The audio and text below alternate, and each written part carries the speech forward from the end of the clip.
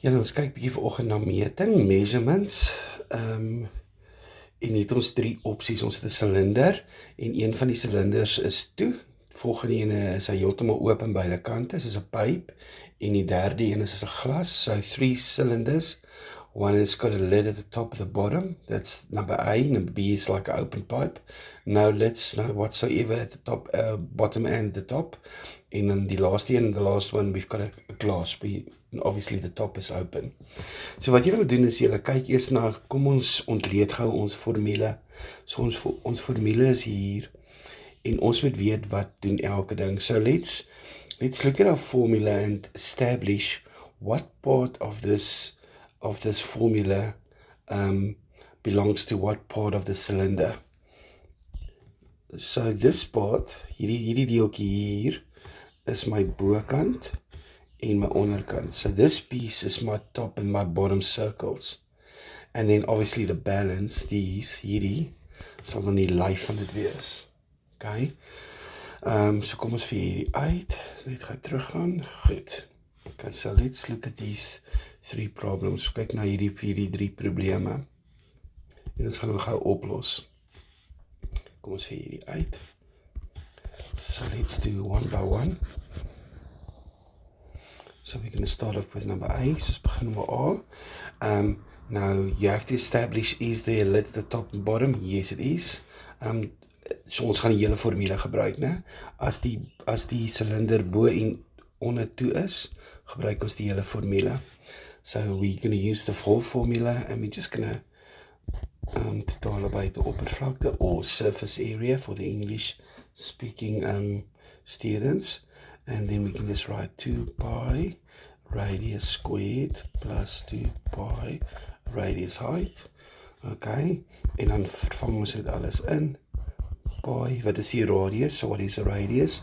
The radius is the distance from the middle of that circle. So in die geval is dit 5. So that's 5 squared plus 2 pi. The radius is 5. And the height is 20. And we're just going to punch that in our calculators.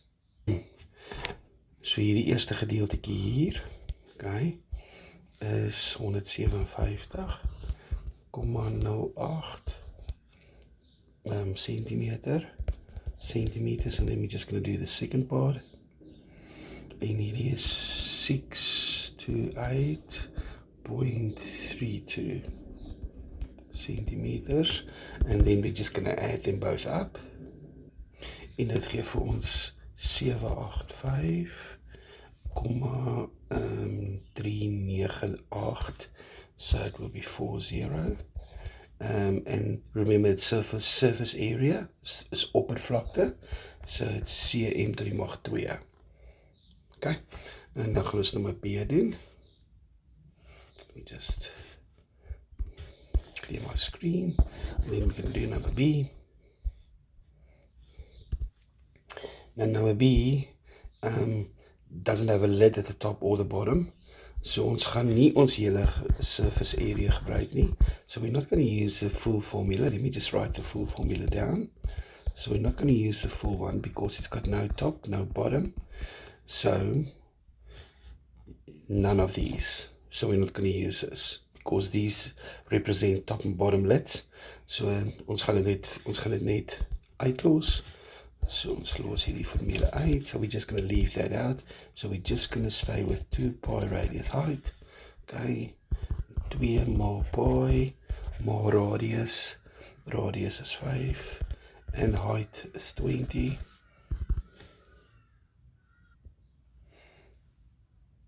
En dit gee vir ons 628,32 centimeters squared, né?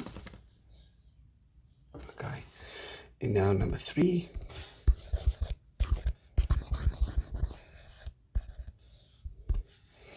Okay, this is the glass, dis die glas.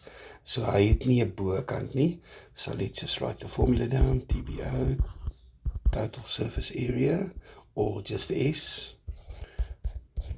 2 pi r kwadraat plus 2 pi radius hoogte. Omdat hy het nie 'n bokant nie. It doesn't have the top. So we're going to make this a 1, or you can leave the 1 out. Okay, wat het net een bokant, hy het net een sirkeltjie, die onderkant, né? So pi maar radius, radius in die geval is 5, ja, plus 2 pi, 2 maal pi, radius is 5, en die hoogte is 20. Okay, so we're just going to put that in our calculators. So hierdie stukkie hier is 78,54. Dis nou daai stukkie. And the rest of it is 2 times pi.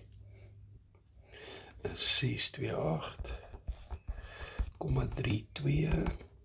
And we're just going to add them both up. Plus 78.54.